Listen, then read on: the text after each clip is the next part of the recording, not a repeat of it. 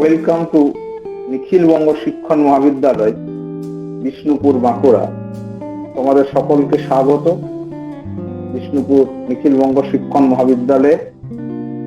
যারা এই 2020-22 শিক্ষাবর্ষে এখানে অধ্যয়ন করার সুযোগ পেয়েছো, আমি আজকে বিস্তারিতভাবে এই কলেজ, তার ইতিহাস এগুলো নিয়ে আলোচনা করছি না।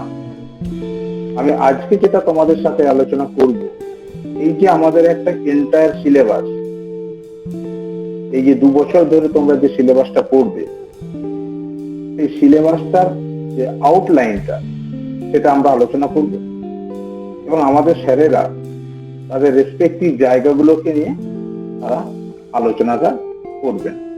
তাহলে আমাদের এই যে বিএড কারিকুলাম, এটা হচ্ছে 2 ইয়ার্স ডিউরেশন, আমরা সবাই জানো। তাহলে এই আমাদের টোটাল এন্টায়ার বিএড কোর্স, এই বিএড কোর্সটা হচ্ছে তোমার 4টে সেমিস্টার। প্রত্যেক সেমিস্টার তোমার হচ্ছে টোটাল অফ 500 মার্ক। এবার দেখো যে আমাদের সেম ওয়ানে আমাদের কি কি পড়তে হবে, কোন কোন কোর্স গুলো পড়তে হবে, তাদের কোডটা কি, তাদের কোর্স গুলোর নাম কি, সেটা নেচারটা কি, সেটাকে তোমরা একটা দেখে নিতে পারো, একটা কুইক লুক দেখতে পারো। সেটা দেখা হচ্ছে কোর্স 1, এটার কোড হচ্ছে 1.1.1। এই যে প্রথম ওয়ানটা হচ্ছে তোমার, এটা হচ্ছে সেমিস্টার 1 এর জন্য। সেকেন্ড ওয়ানটা হচ্ছে কোর্স 1, এবার সিরিয়াল। 1.1.1 এটা হচ্ছে কোর্সের কোড। এই কোর্সটার নেম হচ্ছে চাইল্ডহুড অ্যান্ড গ্রোয়িং আপ। এটা মূলত একটা সাইকোলজির পেপার। জানো যে বিএড এর সাইকোলজি, ফিলোসফি, হিস্টরি এগুলো সবটাই পড়তে হয়। তো এটা হচ্ছে একটা সাইকোলজির পেপার। এর মূল প্রতিপাদ্য বিষয় হলো যে চাইল্ডহুড অ্যান্ড গ্রোয়িং আপ, অর্থাৎ শৈশব থেকে আমাদের যে অ্যাডোলেসেন্স পর্যন্ত ছেলেমেয়েরা কিভাবে গ্রো করে, তাদের কোন কোন বিষয়গুলো বিকশিত হয়, সেটা কিন্তু মূলত তোমার এই কোর্সটাই আলোচিত হয়। এই কোর্সে থিওরি আছে, দেখো 100 নম্বরের থিওরি আর হচ্ছে 25 নম্বরের হচ্ছে প্র্যাকটিকাম। টোটাল এটার মার্কস হচ্ছে 125। আমরা দেখো এরপরে চলে যাচ্ছি কোর্স 1.1.2, অর্থাৎ এটা হচ্ছে সেমিস্টার 1 এর পেপার 2, বা এটাকে কোর্স 2 বলা হয়। এর কোড হচ্ছে 1.1.2 এন্ড এর কোর্সটার নাম হচ্ছে কন্টেম্পোরারি ইন্ডিয়া এন্ড এডুকেশন। অর্থাৎ এখানে এই যে কন্টেম্পোরারি ইন্ডিয়া বা সাম্প্রতিকতম ভারতবর্ষের শিক্ষা কিভাবে অগ্রগতি হয়েছে, সেটা তোমার কিছু কিছু আলোচনা এখানে আছে। যেটা হচ্ছে আমাদের কলোনিয়াল পিরিয়ডে, অর্থাৎ ব্রিটিশ আমলে শিক্ষার বিস্তারের যে কিভাবে হয়েছিল, সেখানে কি কি কমিশন গঠিত হয়েছে। তারপর স্বাধীনতার পরে যে বিভিন্ন শিক্ষার বিস্তারে কি কি কমিটি গঠিত হয়েছে, কি কি স্টেপ নেওয়া হচ্ছে, সেগুলো আমাদের এই বিষয়টাতে বা এই কোর্সটাতে আলোচিত হয়। সেটা হচ্ছে কন্টেম্পোরারি ইন্ডিয়া অ্যান্ড এডুকেশন। এরও থিওরি হচ্ছে 100 আর 25 হচ্ছে প্র্যাকটিকাম। আমি আসবো এইগুলো প্র্যাকটিকাম বা ফিল্ড ওয়ার্ক এগুলো কি আমি নিশ্চয়ই বলবো। 125 নাম্বার। এবার দেখো কোর্স 4, কিন্তু অবাক দেখো 1 হলো, 2 হলো, কিন্তু 3 নেই। এবার হয়ে গেল তোমার কোর্স 4। কোর্স 4 হচ্ছে ল্যাঙ্গুয়েজ অ্যাক্রস দ্য কারিকুলাম, অর্থাৎ টোটাল কারিকুলামে ল্যাঙ্গুয়েজে ভাষার বিস্তৃতি কিভাবে হয়েছে সেটাকে এই কোর্সে আলোচনা হয়। ভাষার উৎপত্তি, ভাষা আমাদের শিক্ষাকে কিভাবে হেল্প করে, কারিকুলামে ভাষার স্থান কোথায়, এইটা আলোচনা করা হয় এই পেপার। এটা থিওরি হচ্ছে 50 আর হচ্ছে প্র্যাকটিকাম হচ্ছে 50, টোটাল হচ্ছে 100 নাম্বার। এরপর আছে কোর্স 5, এটা হচ্ছে আন্ডারস্ট্যান্ডিং ডিসিপ্লিন অ্যান্ড সাবজেক্ট। অর্থাৎ আমরা ডিসিপ্লিন, সাবজেক্ট এগুলো কেন আমরা বিভাজন করেছি, কিসের স্বার্থে আমরা ভাগ করেছি, সেগুলো তার বিভাজনের বেসিসটা কি, এইসব বিষয় নিয়ে তোমার আলোচিত হয় আন্ডারস্ট্যান্ডিং ডিসিপ্লিন এন্ড সাবজেক্ট। এরও তোমার থিওরি 50 দেখো, আর এর হচ্ছে প্র্যাকটিকামটাও 50, টোটালটা হচ্ছে তোমার 100। ফিফথ পেপার যেটা হচ্ছে সেটা হচ্ছে ইপিসি। এর পুরো নাম হচ্ছে ইনহ্যান্সিং প্রফেশনাল কম্পিটেন্সি। এটাকে আমরা যখনই বিভিন্ন জায়গাতে ইন্টারভিউ দিতে যাই বা বিভিন্ন জায়গাতে বিএড এর যে প্র্যাকটিকাম পরীক্ষা নিতে যাই, আমরা এই প্রশ্নটা করি, what do you mean by EPC, what is the full form of EPC, enhancing professional competence. অর্থাৎ এই কোর্সের মাধ্যমে কি করা হয়, যে আমাদের যে প্রফেশনাল ক্যাপাসিটি, অর্থাৎ টিচারদের যে মধ্যে যে যে কম্পিটেন্সি গুলো প্রয়োজন, সেই কম্পিটেন্সি গুলোকে এনহান্স করা হয় এই কোর্সের মাধ্যমে। That is it is called EPC 1 বলেছে, নিশ্চয়ই আরো পরের দিকে সেমিস্টার গুলোতে আরো ইপিসি কোর্স আছে। এটা হচ্ছে reading and reflection on text, যথাসময়ে তোমরা জানতে পারবে। এর থিওরি 25 আর প্র্যাকটিক্যাল 25, টোটাল হচ্ছে 50। তাহলে দেখো সেম ওয়ানে আমাদের থিওরিটিক্যাল হচ্ছে 325, প্র্যাকটিক্যাল বা প্র্যাকটিকাম হচ্ছে 175, টোটাল হচ্ছে 500। পেপার কি কি রইলো? Course 1, course 2, course 4, course 5, EPC 1। এবার সেম 2 তে আমাদের কি আছে? সেম 2 তে কোর্সটা কি রকম ভাবে ডিস্ট্রিবিউট আছে? এখানেও দেখো তোমার কি আছে, কোর্স 3, যেটা তোমরা সেম 1 এ পাওনি, সেটা দেখো কোর্স 3 1.2.3। এখানে এটাকে বলা হচ্ছে কোর্স 3 2। এই যে 2টা এসছে ফর সেম 2, ঠিক আছে? এটা হচ্ছে লার্নিং এন্ড টিচিং। এই কোর্সের মাধ্যমে কি করা হয়? এখানে লার্নিং এবং টিচিং এর বিভিন্ন দিকগুলো নিয়ে আলোচিত হয়। কারণ তোমরা তো জানো বিএডটা মূলত হচ্ছে আমাদের টিচিং লার্নিং কেন্দ্রিক। ফলে এখানে লার্নিং কিভাবে হয়, লার্নিং এর কি কি থিওরি আছে, লার্নিং কত ধরনের হয়, টিচিং কত ধরনের হয়, টিচিং এর কি কি মডেল আছে, টিচিং এর কত কম্পিটেন্সি দরকার, এই জায়গাগুলোতে তোমার আলোচিত হয় এই কোর্স 3 লার্নিং এন্ড টিচিং এর মাধ্যমে। এর থিওরি 100, প্র্যাকটিকাম 25, টোটাল হচ্ছে 125। কোর্স 7A, 7A কেন বলেছি? নিশ্চয়ই তার একটা বি আছে, এই জন্য কোর্স 7। তুমি দেখো 3, 4, 5, তুমি আগের স্লাইডে যদি তুমি যাও তাহলে কি আমরা দেখছি 1, 2, 4, 5, ঠিক আছে? ইপিসি 1 এখানে কি দেখছো তুমি 3, 4, 5 বলে, তাহলে 6টা গেল করে, 6টা আছে পরের সেমিস্টার। এটা হচ্ছে 7A। 7A তে কি পড়ানো হয়? 7A তে পড়ানো হয় pedagogy of school subject. Pedagogy বলতে কি বোঝো? প্যাডাগজি মানে হচ্ছে arts and science of teaching. মানে এখানে টিচিং এর যে মূল তত্ত্ব কথা সেগুলোকে পড়ানো হয় অফ স্কুল সাবজেক্ট, অর্থাৎ তোমাদের যা মেথড, যেটাকে তোমরা বলো মূলত যে আমার হিস্ট্রি নিয়ে পড়বো, আমি হিস্ট্রি টিচার হবো, আমি বাংলা টিচার হবো, আমি ম্যাথমেটিক্স এর টিচার হবো, তাহলে সেই সাবজেক্ট অর্থাৎ স্কুল সাবজেক্টের মধ্যে তোমাদের সাবজেক্ট অনুযায়ী আমাদের যেমন এখানে 6টা মেথড পড়ানো হয়, সেই 6টার মধ্যেই তোমার মধ্যে একটা নিশ্চয়ই আছে, সেইটাই পড়ানো হয় আমাদের 7A এর মাধ্যমে। এটা হচ্ছে 7A। পেপারটার কোডটা হচ্ছে 1.2.7A। এ যখন বলেছি তখন ডেফিনেটলি এর একটা বি অবশ্যই আছে। এটা হচ্ছে 50 নাম্বার থিওরি আর 50 নাম্বার হচ্ছে প্র্যাকটিকাম, টোটাল 100। এরপরে দেখো 6 কিন্তু মিসিং আছে। হ্যাঁ, 7 এর পরে এলো তোমার 8A। 8A তার মানে এর একটা 8B নিশ্চয়ই আছে। 8 হচ্ছে নলেজ এন্ড কারিকুলাম। এখানে মূলত যে কারিকুলাম বা তোমরা পাঠ্যক্রম কি, পাঠ্যক্রমের নির্বাচনে বিভিন্ন নীতিগুলো কি কি, পাঠ্যক্রমে আমরা তার বেসটা কি, তার যে ভিত্তিটা কি, পাঠ্যক্রম কিভাবে রচিত হয়, তার দার্শনিক ভিত্তি, মনস্তাত্ত্বিক ভিত্তি, সামাজিক ভিত্তি, এই বিষয়গুলো কিন্তু তোমার এই 7A এর মাধ্যমে আলোচিত হয়। এর কোডটা হলো 1.2.8A। নিশ্চয়ই এর একটা বি অবশ্যই থাকবে। এর থিওরি 50, প্র্যাকটিকাম 25, টোটাল হচ্ছে তোমার 75। কোর্স 9, কোর্স 9 দেখো 7, 8, 9 স্বাভাবিকভাবে, শুধু 6টা মিসিং আছে, মাথাতে রাখবে। অ্যাসেসমেন্ট ফর লার্নিং, এখানে মূলত এটা হচ্ছে একটা ইভালুয়েশন পেপার, অর্থাৎ অ্যাসেসমেন্ট কিভাবে করা হয়, মেজারমেন্ট কি করে করা হয়, মেজারমেন্ট বা অ্যাসেসমেন্টের মধ্যে পার্থক্য কি। এই যে আমরা কোনো কিছু ধরো দেখছি ছেলেমেয়েরা শিখবে, তো শিখবে সেটাকে আমরা কি করে তার কি করবো, আমরা তার মেজার করবো কি করে, সেটাই তোমার আমরা আলোচনা করবো কোর্স 9-এ। কত ধরনের টেস্ট হয়, কি কি টেস্ট হয়, কিভাবে মেজার করব, কি করে আমরা সাইকোলজিক্যাল টেস্ট ব্যবহার করব, এই ধরনের বিষয়টা কিন্তু সমস্ত কিছুই আলোচনা হয় তোমাদের কোথায় না কোর্স 9-এ, অ্যাসেসমেন্ট ফর লার্নিং।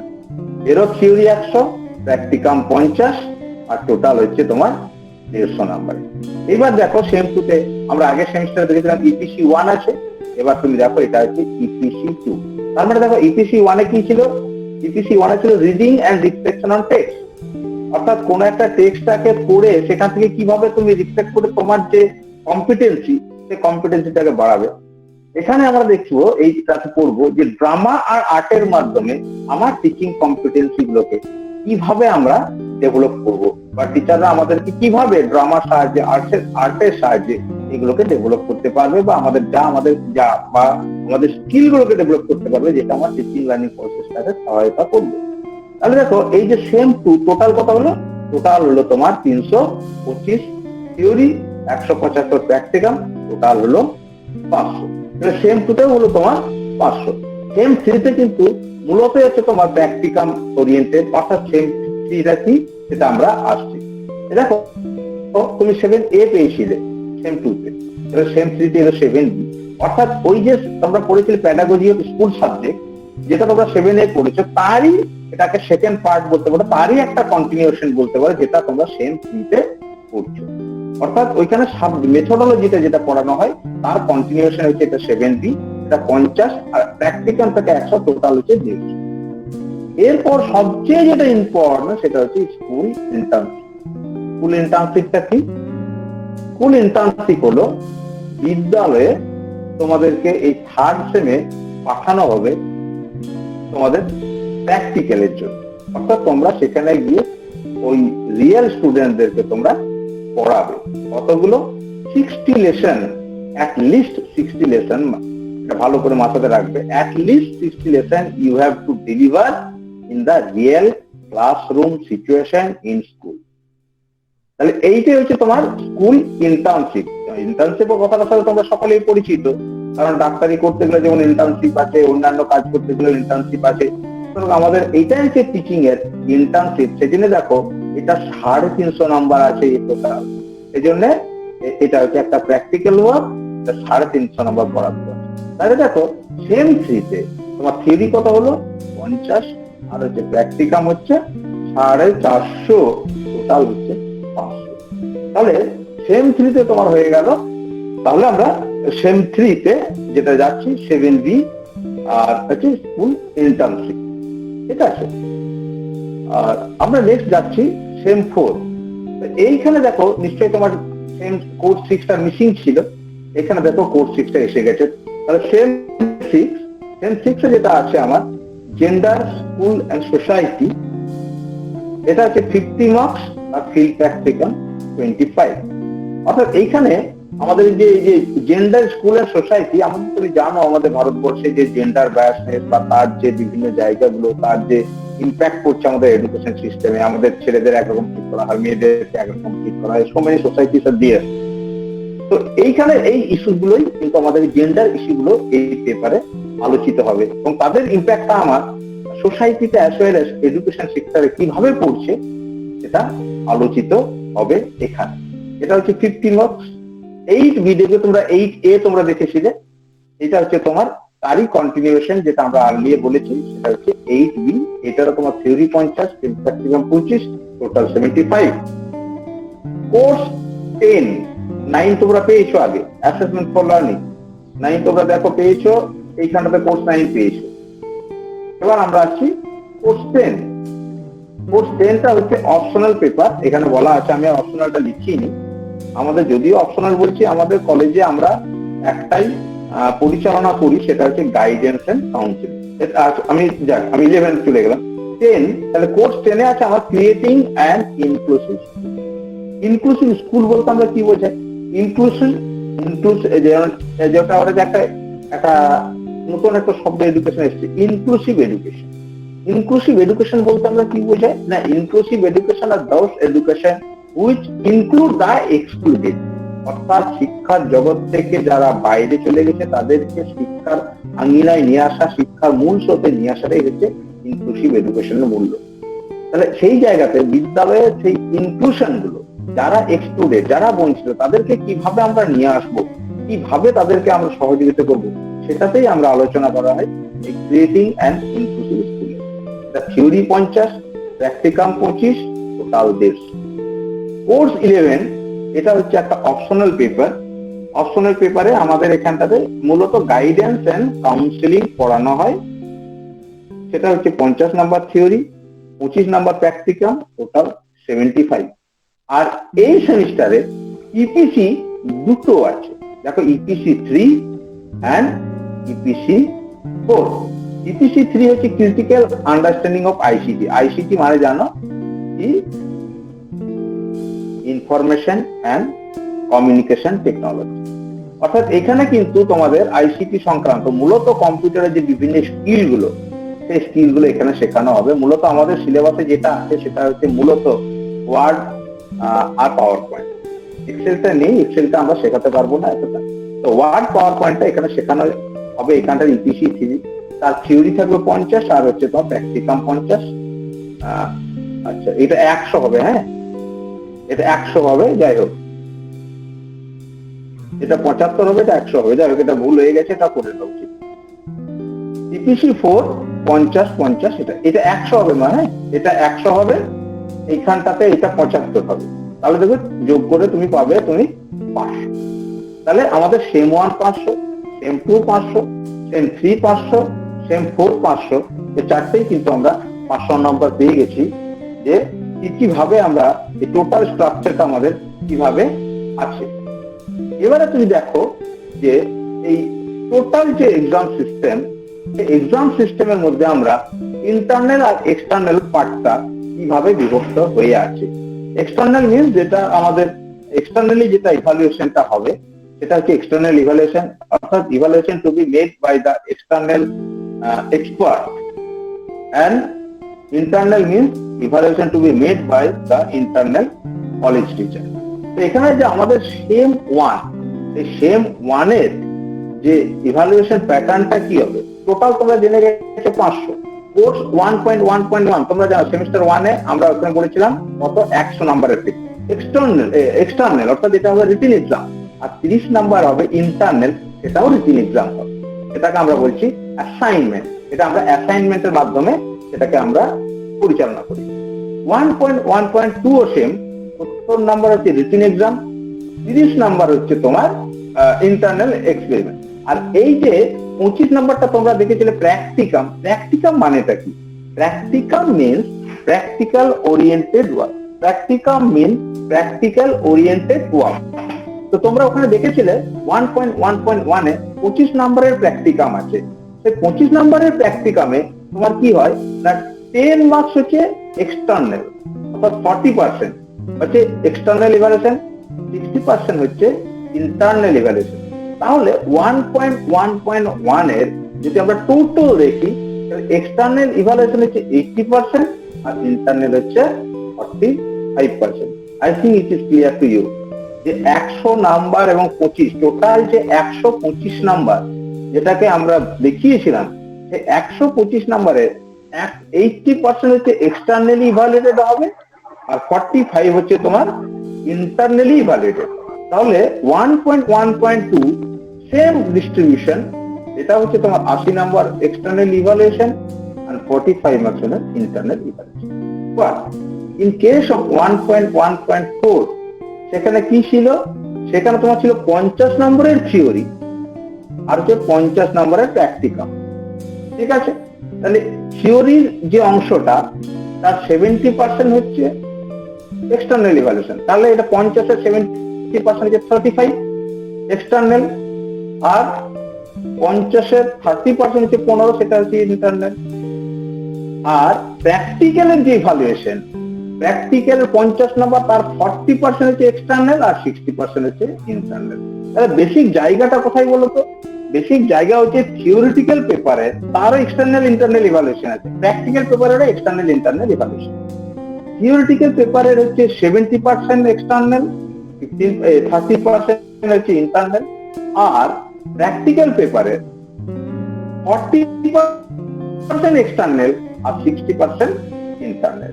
এইভাবেই কিন্তু সমস্ত বিভাজন গুলো আছে ইনক্লুডিং ইপিসি 1।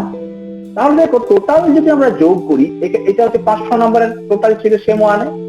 সেম 1 এর মধ্যে 290 হচ্ছে তোমার এক্সটার্নাল ইভালুয়েশন আর 210 নাম্বার হচ্ছে ইন্টারনাল ইভালুয়েশন। তাহলে ইভালুয়েশন প্যাটার্নটা নিশ্চয়ই বুঝতে পারছো যে এখানে এক্সটার্নাল ইভালুয়েশনের একটা গুরুত্বপূর্ণ ভূমিকা রয়েছে, সাথে সাথে কিন্তু ইন্টারনাল ইভালুয়েশনেরও গুরুত্বটা রয়েছে। সেম 2 তে মোটামুটি ভাবে সেম 1 এর মতোই যেভাবে এক্সটার্নাল এবং ইন্টারনাল ইভালুয়েশনের জায়গাটা ছিল, সেম 2 তেও কিন্তু সেইটাই রয়েছে। এখানেও দেখো ওই এক্সটার্নালের 70%, থিওরি পেপারের 70% আর প্র্যাকটিক্যাল পেপারের 40% হচ্ছে এক্সটার্নাল ইভ্যালুয়েশন। তাহলে টোটালটা যোগ করে দেখো 80 আর এই 30 আর 15 হচ্ছে 45। এইভাবে সিমিলারলি সেম টুতেও তোমার এক্সটার্নাল ভার্সেস ইন্টারনাল হচ্ছে তোমার 290, 210। সেম থ্রিতে তুমি দেখবে রিটিন পেপার একটাই আছে 1.3.7b, আমাদের আগেই বললাম। সেম থ্রিতে তোমাদের আমার এক্সটার্নাল একটা থিওরি পেপার কি আছে দেখো, এইখানে আছে তোমার থিওরি পেপার একটাই আছে 1.3.7b। তার এক্সটার্নালটা হচ্ছে 70% হচ্ছে এক্সটার্নাল ইভালুয়েশন, ইউ নো আগে যে থিওরিটাই বললাম যেটা থিওরি পেপার 70%, আর ইন্টারনালের হচ্ছে 30%। সিমিলারলি এখানে যে 100 নাম্বার আছে প্র্যাকটিক্যালের, যেটা প্র্যাকটিকাম বললাম, সেটা তার 40% এক্সটার্নাল আর 60% ইন্টারনাল, এইভাবে ভাগ হয়ে গেছে। এইখানে আরেকটা বিষয় আছে, স্কুল ইন্টার্নশিপের যে জায়গাটা, সেটা কিন্তু মার্কস ডিস্ট্রিবিউশন ইন্টারনাল এবং এক্সটার্নাল হচ্ছে ইকুয়াল, অর্থাৎ 50%। ইন্টার্নশিপে 350 নাম্বার আসে না, এই 350-র মধ্যে তুমি দেখো এগুলো সব ভাগ, এই 350-র মধ্যে 50% হচ্ছে ইন্টারনাল, 50% এক্সটার্নাল। দেখো 350 বলে 175, যদি তুমি এই দুটো জায়গা দেখো, এই দুটো জায়গা দেখো, এদের কিন্তু হচ্ছে টোটাল 175 এক্সটার্নাল, 175 ইন্টারনাল। তাহলে এই যে টোটাল সেমিস্টার যে সেম 3, তার যে ডিস্ট্রিবিউশন মার্কস হচ্ছে 500, তার এক্সটার্নাল হচ্ছে 250, ইন্টারনালও হচ্ছে তোমার 250। তাহলে আমরা ইভালুয়েশন প্যাটার্নের লাস্ট আমরা যেটা আছে সেম 4-এ তোমরা দেখেছো কিন্তু 1.4.6 এর 50 নাম্বার ছিল তোমার থিওরিটিক্যাল, তার বিভাজন হচ্ছে 70% আর হচ্ছে 30%।